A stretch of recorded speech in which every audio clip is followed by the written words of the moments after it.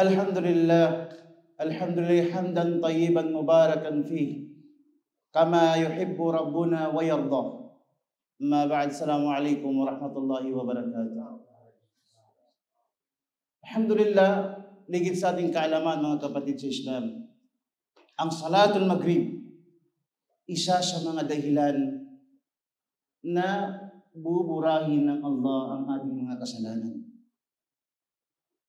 Ang Salatul Maghrib. Sinabi ng Propeta sallallahu alaihi wasallam, "Ara'aytum law anna an-nara bi babi ahadikum yagtasilu fihi kullu yawmin khamsa, hal yabqa min dharanihi shay'un?" Sinabi ng Propeta sallallahu alaihi wasallam, kung sa tingin ninyo ang ilog ay nasa tapat ng pintuan ng inyong bahay at siya ay maliligo ng 5 beses, may matitira pa bang dumi sa kanya? Sinabi ng Propeta, sinabi ng mga sahaba ridwanullahi alaihim, wala na matitirang dumi sa katawan niya. Sinabi ng Propeta sallallahu alaihi wasallam, kahalintulad ganyan ang pagdarasal ng 5 beses. Lilinisin ka ng Allah subhanahu wa ta'ala sa iyong mga kasalanan. Kaya alhamdulillah, magpasalamat tayo na tayo ay tumatayo at isinasapamuhay natin ang pagdarasal ng 5 beses. Alam mo ba, ang Maghrib, Salatul Maghrib, isa sa mga nagpayanig ng arsh ng Allah subhanahu wa ta'ala. Sinabi, ayon sa riwaya ng Propeta sallallahu alaihi wasallam, si Sa'ad bin Mu'adh radhiyallahu anhu, namatay siya na sa kanyang edad na 36. Niyanig ang aras ng Allah subhanahu wa ta'ala. Niyanig dahil sa kanyang pagkamatay. Anong dahilan? Anong mayroon kay Sa'ad bin Mu'adh? Dahil isa siya sa mga sahabat na nangangalaga ng pagdarasal ng 5 beses sa isang araw. Ganun pinapangalagaan nila ang pagdarasal sa Allah subhanahu wa ta'ala. At ang Salatul Maghrib, ang pagdarasal, yan din ang isa sa mga tatanungin sa atin sa kabilang buhay.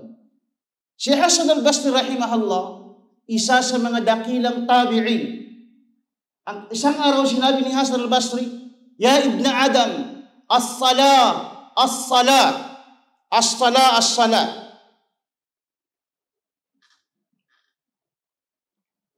Sabi niya, "O angkan ni Adam, ang pagdarasal, ang sala, ang sala. Dahil ito ay unang-una tatanungin sa atin sa kabilang buhay na dapat natin panagutan. Kaya wag nating iwanan at wag nating pabayaan ang pagdarasal." Si Umar ibn Khattab radhiyallahu anhu, sa huling buhay niya, isang araw nagdasal siya ng Salatul Fajr. Siya ang imam, tinamaan siya ng patalim, nabutas ang kanyang katawan, hanggang siya ay nanghimatay sa pagdarasal. At paggising niya, ano ang tanong niya sa mga sahabat? Hal sallan nas?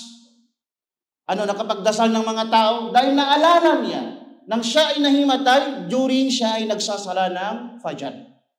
Sabi ng mga sahabat sa kanya, nakapagsala ng mga tao. Nakapagsala na. At tinawag niya ang kanyang anak, bigyan mo ako ng tubig, at nagudo siya at nagsala siya ng Fajr. Sa gitna ng kamatayan si Umar ibn Khattab, hindi niya pa rin iniwan ang pagdarasal. Ilan sa mga Muslim ngayon, malakas ang katawan, nasa kanilang pamamahay, sa mga trabaho, pero ang pagdarasal tinatamad. Iniiwan nila. Mas mahalaga pa kaysa kanila ang oras ng pagbebenta ng kanilang mga tindahan.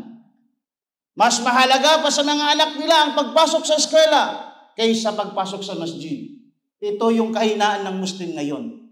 Ito yung kahinaan natin ngayon na dapat natin ayusin ang buhay natin bago natin lisanin ang dugang mundo na ito.